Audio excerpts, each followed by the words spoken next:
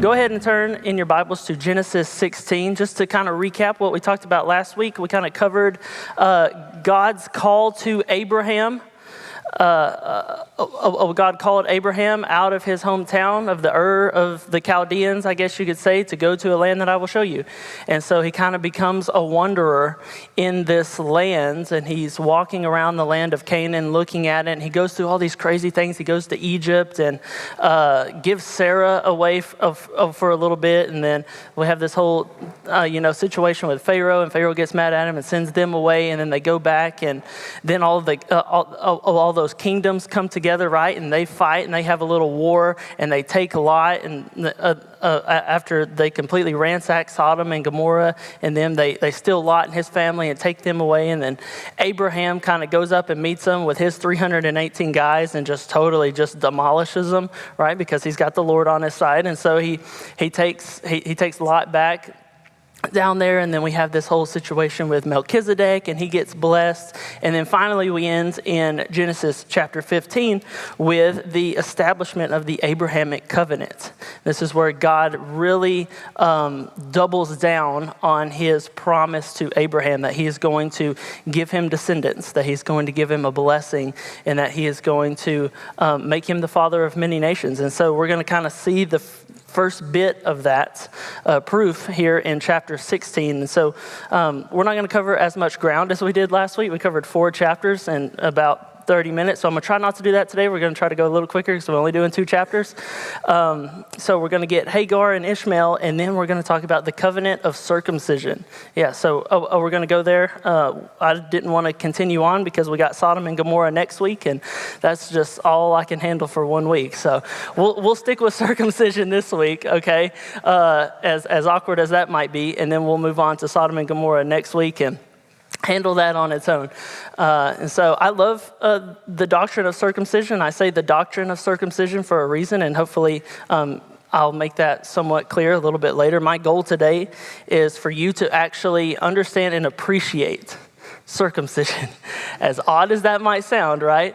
And also my goal is to say circumcision as many times as possible within 30 minutes. So let's go ahead and start in chapter 16 with Hagar and Ishmael. So it says in chapter 16, well, let's just start reading and see what's going on. Now Sarai, Abram's wife, had borne him no children, but she had an Egyptian slave named Hagar. So she said to Abram, "The Lord has kept me from having children, so go sleep with my slave. Perhaps I can build a family through her." Abram agreed to what Sarai said. Duh.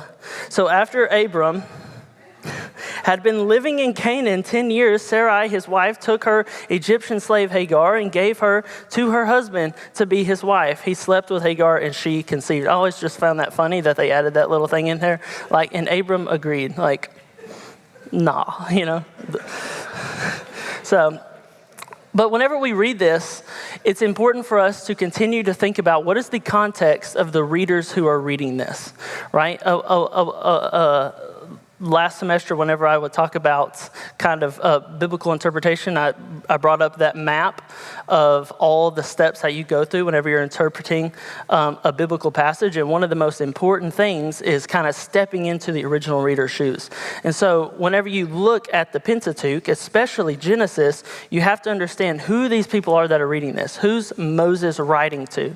He's writing to Jewish people, probably second generation Jewish people who have lived in the wilderness for some 40 years, right? They are on the doorstep of the promised land, of what God has promised them and is taking them to, and they're still not there yet. They're impatient. They've gone through all these things with Moses, and Moses is writing all this to them, giving them kind of a backstory of what their history is.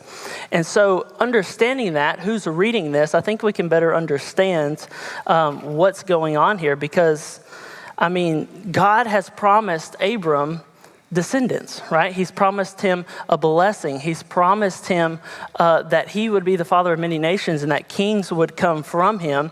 And it says it's already been 10 years since God made this promise to him, and nothing's happened. He has not had a kid. And so him and Sarai decide that they're going to take matters into their own hands, which is normally what always happens right before sin happens. Right before we commit sin, we decide we're going to take things into our own hands. We don't want to wait on God's promises. We don't want to wait on what God has better for us. We want to take matters into our own hands. And so, I mean, you see the very first Jews, I guess you could probably say, Abram and Sarai would, essentially be the first Jewish people. Well, he's, the father of Israel. And so we see here the first Jewish people, instead of waiting patiently on God's promise, who do they turn to? Egypt, an Egyptian woman. And isn't that really interesting? Moses writing this story to the nation of Israel, who is always grumbling and mumbling and moaning on about how great it was in in Egypt, how much they want to go back to Egypt, right? They're all they want to go back to their cultural practices from Egypt. They want to go back to the things and the pleasures that they had in Egypt. And so I find that really interesting that he adds that little detail in there that Hagar was an Egyptian slave. And then almost immediately you see the ruin that sin brings in our lives. And so we pick up at the end of verse 4. When she knew she was pregnant, she began to despise her mistress. Then Sarai said to Abram, "You are responsible for the wrong I am suffering. I put my slave in your arms, and now that she knows she is pregnant, she despises me. May the Lord judge between you and me." Verse 6, "Your slave is in your hands," Abram said. "Do with her whatever you think best." Then Sarai mistreated Hagar, so she fled from her. The angel of the Lord found Hagar near a spring in the desert. It was the spring that is beside the road to Shur. And he said, "Hagar, slave of Sarai, where have you come from and where are you going?" "I'm running away from my mistress, Sarai." "My mistress Sarai," she answered. Then the angel of the Lord told her, "Go back to your mistress and submit to her." The angel added, "I will increase your descendants so much that they will be too numerous to count." And so, we see here almost immediately after sin happens, Sarai sends Abram to go sleep with Hagar, and she gets pregnant, and almost immediately there's this animosity between everybody involved, right? And isn't that what happens every time we sin? Like, sin never just affects us, and we think that it will. We think, I'll be the only victim of this sin, and I can handle that, right? And that's never the case with sin. It affects everybody around us, and you see that almost immediately in this story. But what I love here, that even though Sarai mistreats her, even though Abram sins, and then Hagar runs away, instead of punishing everybody involved, what does God do? He shows blessing. He shows favor to Hagar, and you just see this relentlessness that's all over the Old Testament, especially the Pentateuch, and we talked about it last week. It's God's insistence on blessing people. God, it's just relentless. Like, hey, I want to bless these people. I'm not, like, even though they keep messing up, even though they keep sinning against me, I am going to bless them no matter what. And so even in this situation, you see, instead of punishing anybody, he doesn't punish Sarai, he doesn't punish Abram, he doesn't punish Hagar, but instead he blesses the lowliest person in this situation. Almost, you could probably say, the victim in this situation. He blesses her. And so you see that all over the Pentateuch in the Old Testament. And, this is an important story because later in the New Testament, Paul uses this situation quite a bit to refer to our justification in Christ and how we are the children of Abram's promise, right? How Abraham was justified through faith, right? Abraham believed and it was credited to him as righteousness. Is there an emergency? No? Okay. I was like, oh my goodness, we all need to run. No? Okay. And so I find it really interesting that last week we talked about the establishment of the Abrahamic covenant, and I'm actually going through Galatians right now with the students on Wednesday nights, and we talked about Galatians 3 last week. And if you've ever read Galatians 3, Paul is making an argument there that it is not the law that saves us, right? It's not the things that we do. It's not the deeds that we act that save us or justify us before God. It's our faith. And even back to the Abrahamic covenant, it was always Abraham's faith that justified him before God. Even with Moses and the Israelites, it was their faith that justified them before God. And now with the new covenant in Jesus, it's our faith that justifies us before God. And so tonight we're going to be in Galatians 4, and we're actually going to talk about Hagar and the importance with her, because Paul's making this argument, and I'll tell the students this tonight, but Paul's making this argument of how Ishmael is a fulfillment of the promise to Abram that he would have descendants, right? Physical descendants. And Isaac is kind of the representation of this promise of faith that kings would come from Abram. So Ishmael kind of represents this physical descendants that Abram would have. And then Isaac represents the children of promise. And that's what we are. We are the children of promise. We are the children of blessing that would later come through faith. And then you have this whole beautiful thing here where Hagar, she's talking to God, and she calls him the God who sees me in verse 13. And I think that's just so beautiful. Like, no matter who we are, no matter what we've done or what's happened to us, God sees us, and he's always looking out for us and looking out for our good. And so in verse 15, so Hagar bore Abram a son, and Abram gave the name Ishmael to the son she had born. Abram was 86 years old when Hagar bore him Ishmael. And so then we get to chapter 17. It says Abram was 99 years old. So this is 86, 99, that's 13 years later. So Ishmael's 13 years old at this point. The Lord appeared to him and said, I am God Almighty. Walk before me faithfully and be blameless. Then I will make my covenant between me and you and will greatly increase your numbers. Abram fell face down, and God said to him, as for me, this is my covenant with you. You will be the father of many nations. No longer will you be called Abram. Your name will be Abraham, for I have made you a father of many nations. I will make you very fruitful. I will make nations of you, and kings will come from you.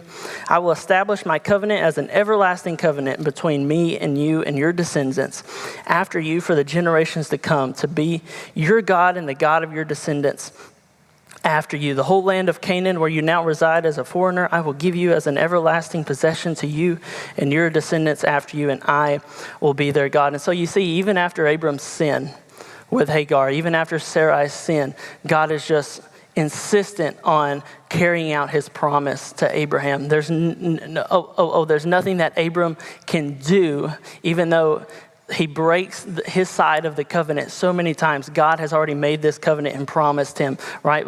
We saw that picture of Abraham gets all the animals, right? And he cuts them in half and lays them out. And then God, with this like flaming pot, like passes through them, as if to say, like, if I, God, don't carry out my promise, may I be cut in half like these animals here. May I be punished like these animals were killed. Like he's saying that I'm going to hold my end of the bargain, even if you don't. And so we just see here just the fulfillment of that. And so later on in verse 17, we see Abram fell face down, and he laughed and said to himself, will a son be born to a man 100 years old?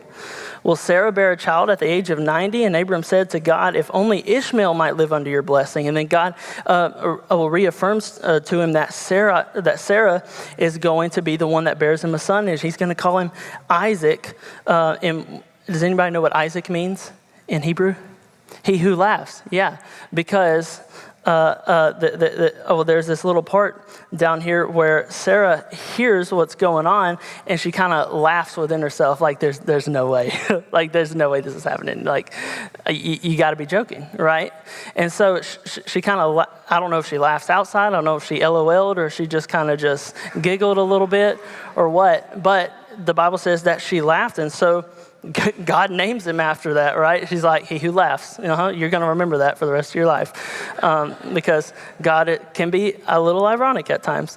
And so, and then verse 21, but my covenant I will establish with Isaac from Sarah will bear to you by this time next year. When he had finished speaking with Abraham, God went up from him. Verse 23, on that very day, Abraham took his son Ishmael and all those born in his household who who bought with his money every male in his household and circumcised them as God told him. Abraham was 99 years old when he was circumcised, and his son Ishmael was 13. Abraham and his son Ishmael were both circumcised on that day, and every male in Abraham's house, including those born in his household or bought from a foreigner, was circumcised with him. And so we kind of skipped over it a little bit, but he tells them that, hey, everybody who's in your house, everybody who's a part of your family, from now till forever, you're going to do this thing that will mark you as my people, right?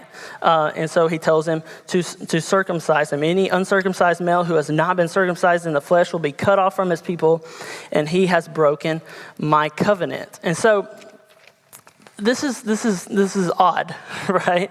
Like if you really think about it, we all know what it is, right? We all know what happens. It says Abram's 99 years old when it happened. The other day at What's at Stake, Bart Barber, he tells this story about this tribe in Africa who every 25 years they had a rite of passage to be a man. Every 25 years they would take all the men who had not been circumcised in their village out to the wilderness and would circumcise them. Every 25 years, mind you. So just think, if you were born right at that 25-year mark, you were 25 years old when this got done. Or if so every man, at every 25 years, and there's, he said there was at one point during the World War II or World War I where they missed one, and so it was 50 years, right? And so, and he kind of made this joke. He's like, you all have no idea how uncomfortable you look right now, because he's telling this to a massive group of men, right? And so he's like, you all look so uncomfortable right now. He's like, I'm not giving you any tips or anything like that. But it's really interesting that God specifically makes his covenant with Abraham with this weird, kind of gross, bloody ritual that he tells them to do that's going to mark them forever to everyone else, right? And it's very interesting. If you look all throughout the Bible, whenever there's a covenant made or whenever God makes a promise, there's always this cutting off of something good or something previous, and an invitation into something else, something that marks us as God's people. And so if you think about in the Bible, what was the first time God's people got cut off from something? Anybody have any ideas? Ma'am? The Garden of Eden, yes, exactly. Adam and Eve. What do they get cut off from?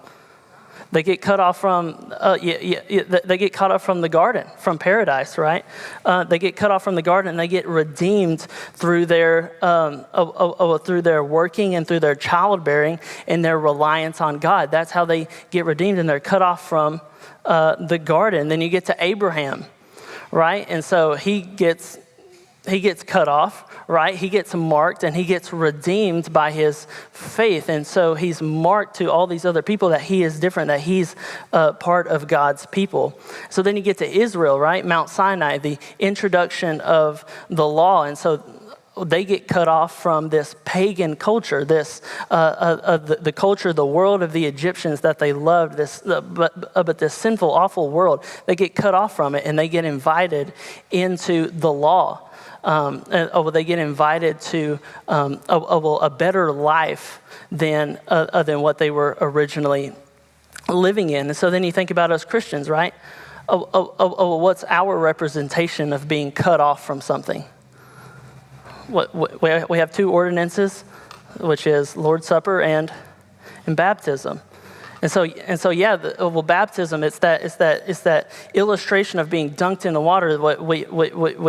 We have this spiritual death that happens, right? We get cut off from our old sinful self, and we get invited into this new life in a relationship with Jesus.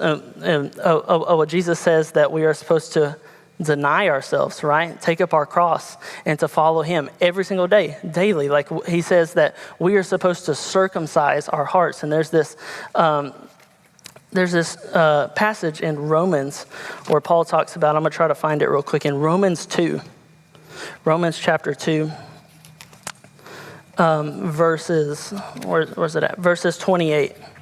Verses 28 to 29, a person is not a Jew who is one only outwardly, nor is circumcision merely outward and physical. No, a person is a Jew who is one inwardly, and circumcision is circumcision of the heart, by the Spirit, not by the written code. Such a person's praise is not from other people, but from God. And so Paul has this idea of that circumcision has always been this cutting off, right? But now as Christians, we don't have to follow the law. We don't have to follow this Abrahamic covenant anymore. But now we still have to have a circumcision, but a circumcision of the heart. And to go even further into that idea, God always wants us to cut off something from our sinful selves, but always something from our most intimate part of our being. Does that make sense? So Abraham, he's an old man. He's got a rather elderly wife. And if you were thinking about what's the most important part of childbearing, you'd probably say, well, it's probably the womb, right? I mean, that's obviously where, 99% of the childbearing happens. That's the most important part. But it says that Sarah's womb was what? It was barren. And so to Abram and Sarah, they have this promise that God is going to give them a child. And so you think about these two people, what would be the most important and intimate part of their relationship in trying to have a child? Well, it would be Abram's tools, right? And so you see this picture of God. He's saying, I'm going to take this most intimate part of you and Sarah's relationship, and I'm going to cut it off. I'm going to mark you as my own. Like, I'm going to take this thing that you find so important to you, and I'm going to claim it for my own and provide for you as I fulfill my promise to you. You think about Adam and Eve, right? What was the most intimate and important part of their life? It was paradise. The garden, everything that they had with them, that was the thing that they cherished the most. And then they sin, they eat from the tree of the knowledge of good and evil, and God cuts them away from that, right? Like quite literally, he takes them out of the garden and puts a flaming sword to the entrance to the tree. And then he redeems them in a really particular way through their work, through their childbearing, through their reliance on God. Have you ever looked at that story as God saving them from paradise instead of punishing them from being in paradise? You ever thought about that? Because a lot of times we think about Adam and Eve getting kicked out of the garden as a punishment. But I heard someone talk about one time, well, what if Adam and Eve have this newfound knowledge of good and evil since they've eaten from the tree, they've sinned, they know that they're naked and ashamed, they know that they are sinners, and God has this perfect garden for them to live in, this paradise, right? But now you have this defiled, sinful creation living amongst perfection, and that just can't be, right? And so if they would have continued to live in paradise, they would have ruined paradise. Everything they would have touched would have become defiled. And it would have no longer been paradise anymore. It would have been hell. It would have been the worst place on earth because they would have just spread their sinfulness, their curse all over paradise. And so I love kind of thinking about that story of how maybe it's not God punishing them, but it's saving them from an even worse outcome that could have been. He takes them out of that. He takes them out of that context and he puts them into a new place where they can rely on him and make a new world for him. That's away from paradise. And so God cuts them off from that intimate thing that they love. And so then you think about Israel, right? Well, what's the most intimate thing that Israel loved the most? It was Egypt. It was their gods. It was their culture. It was the customs that they had grown up living by for 400 years. And God cuts them off from that so that they can be redeemed to a better way of life in the law. And then you think about us Christians, right? What is the one thing that we hold most intimately and dearly to us? Because we're selfish people, it would be probably our hearts, right? How do we feel? What do I think about this situation? How does this make my spirit or my soul feel? And so the most intimate thing about me would be my heart.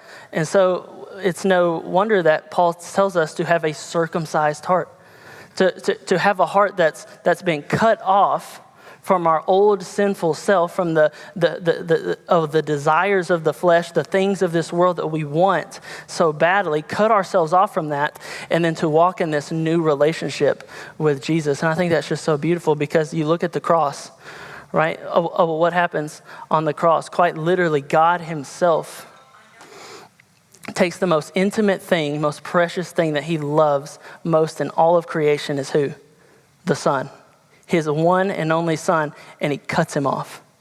He quite literally cuts Jesus, his Son, off from his own presence so that he can redeem him and resurrect him to a new life so that we can be resurrected to a new life. And so, and you see this big arc all over the Bible of this idea of a cutting off and then a redeeming. And that's what's happening in the Abraham story. He's giving Abraham a fleshly, physical representation of what I'm going to do through your covenant. The Abrahamic covenant is a promise of blessing, but how am I going to bless you in the future? How am I going to bring these descendants? Oh, well, through you. How am I going to establish a kingdom through you? It's going to be through circumcision. And you have now a fleshly representation of that that's going to come all the way through biblical history. So I think that's just so incredibly beautiful. Do you have any questions?